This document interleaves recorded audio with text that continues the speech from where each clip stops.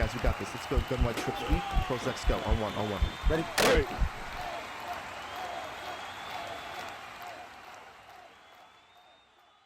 What's going on, everyone? Cap24 here from HuddleGG. Today's video, we're going to talk about a goal line scheme that I really like when you're inside the 5, and you got that first and goal from the 5, and you need to punch it in, and you really want to kind of stay away from throwing it into traffic, and you want to have an easy scheme. This is something I really like in Madden 23 that's going to translate really well to 24, in my opinion, and I wanted to kind of show it to you as we dwindle down here in the beginning of August. What we're going to do is we're going to take two formations. The first one's going to be wing tight U. What we need to do against wing tight U, this is got a single back out of the Pittsburgh Steelers playbook and a bunch of others. You're going to substitute the wide receiver that's on the play, and you're going to put a running back in there. That's going to do is it's going to give you goal line personnel, okay? And what you're going to do is you're going to go into goal line, and when you have the goal line personnel, you're going to be able to audible into this. The one play that we want to make sure that's in our audibles is going to be quarterback sneak, as simple as possible. The trick about quarterback sneak is if people are not covering the center, you're going to be able to get 1.5 yards to 2 yards every time against quarterback sneak. I'm going to show you what we're doing here. So what we're going to do is we're going to start off in the play called stick nod vertical every time. Okay. Now put your favorite run plays in there out of this formation. So if you want to run plays, if they're shading one way and you see that you want to put the stretch, or you want to put a dive, or you want to put a smash play, you have those at your arsenal. However, that's not really what this is about. What we're going to do is we're going to look at the defensive front. And if nobody is directly over the center, doesn't matter if they pinch their line, if they're not directly over the center, we're going to go into quarterback sneak.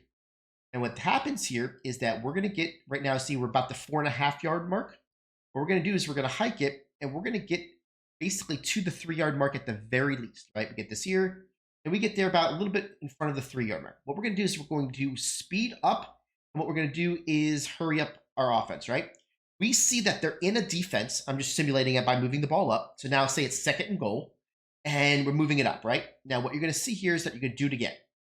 And it doesn't matter what they do. If they're not covering over that player, they pinched their line. Again, you're going to do this again, and now you're going to get all the way down to like the 1 yard line. I'm going to tell you every single time this happens, one or two things are going to happen. You're going to call a timeout and reset their play, or you just do quarterback sneak again and you score, right? What if they do call a timeout? I'm just going to simulate that they call a timeout here. And what they will do is they'll go into goal line defense. Okay. Usually they're going to do the one that has the 5-3 goal line, just because of the way that they have the ability to get those guys in those gaps. But it does not matter. The only one that they're not going to want to do is the 60 out jacks, because that one is the one that's not going to give them the opportunity to stop the quarterback sneak. So let's just call one of these man ones, and we're going to call the same play. And what you're going to see is, say they're in a position where now, like say they're over the guys and they're in a perfect position to stop it. Most of the time what they're going to do is they're going to have a guy down in here. They know that it is. This B route is amazing against this when it's man coverage, because of the fact that you could just snap throw it. Only person you have to worry about is this guy right here, Hamilton. Because if he's in that 60 jacks, he's going to be in a hard flat and he's going to go out here.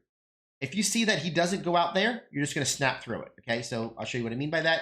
Go here, and the rest of the setup I'll show you in a second. I just want to show you that B route, right? If that guy does not go to the right, see he doesn't go to the right, we're just going to snap throw it. It's an easy touchdown every single time, right? The one adjustment they can do is play underneath coverage, but I have really yet to see that more than maybe once or twice in a bunch of times that I've done this. The reason why is because they're so worried about the quarterback sneak, that they're trying to pinch their line, crash them down, move this guy here, do this, that they forget to cover that guy. And they're waiting for you to audible as well. That's the other thing, right? So that's the first thing that you want to look at, right? Now, the second thing is, if they were in one of those, 60 out jacks, the next route that you're going to look at, this is the way that we're going to do this setup, is we're going to put the A on a trail, right? And then what we like to do is put the X. If you're worried about the 60 out, you leave the X on the flat. If you're not worried about it, you just want to get the X out of there and you put them on a streak. You just want to clear them out. We'll talk about that later, right? So if they do this and you see that player goes out to the B, now the A is going to be an easy throw for easy touchdown. It's just a 1-2 read on the right side of the field. The only reason why I worry about the left side of the field is if they're in something like that, like say they're in half jacks and they go ahead and cover this guy over here themselves, then what you're going to be able to do is see that X will be open, right? So if you see on the right side of the field, B is not open, A is not open, X will be open every single time. It's just one of those 1, 2, 3 reads depending on what the user's doing. Okay. So that's what the scheme is. Now let's just talk about maybe they've got a good defense to where they are in maybe like a 3-3 cub and they're covering up that player and they can stop the quarterback sneak. So say they're in Mike Blitz 0, right? Part of the scheme is understanding what you're going against and you're not against goal line, right? So say maybe you've done this a couple times and they were able to move this guy down and they were to stop your quarterback sneak. What I'm going to do on this play now is just move over the tight end. If you move over the tight end in man coverage, one of those guys is going to come over, and now the B is going to get wide open just the same way, and you got an easy touchdown, right? So pretty much against any cover 0 that you're doing, it's an easy touchdown as long as you get the alignment right, right? Now, if you're, say you're going against a cover 2, right? I want to kind of show you, your reads, right? If you do this, you got the A over here. Say they're in a cover 2.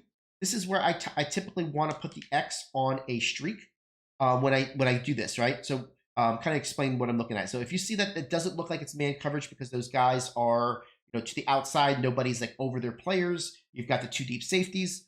Typically, you'll see is that the A is going to be open on the right side and the Y is going to be open on the left, and you're just looking at the user and which way he goes, right? So say the user goes left. You see here, easy throw to that player. Say the user goes to the right against cover 2, the other player. That's basically how you're reading zones. And to be honest with you, I've had so much success with this play because of the way that I just look at it. Okay, this looks like it's done this. Say that the user goes to the right this time to go cover that. The Y is going to get open. So it's such an easy play that goes into 2 different. So typically speaking, like I said, I'm running the ball, quarterback sneak, getting to the 1, quarterback sneak again if they don't call timeout. If they call timeout, usually it's in man coverage, and I just throw it to that outside guy. If somebody's in a different defense, they're trying to defend it differently, then you have the ability to throw either side of the seams and have some catches. Something that I've had, like I said, kind of success at the end of Madden 23, and something that we're going to be able to see in Madden 24 that's going to go ahead and start you off right inside the 5.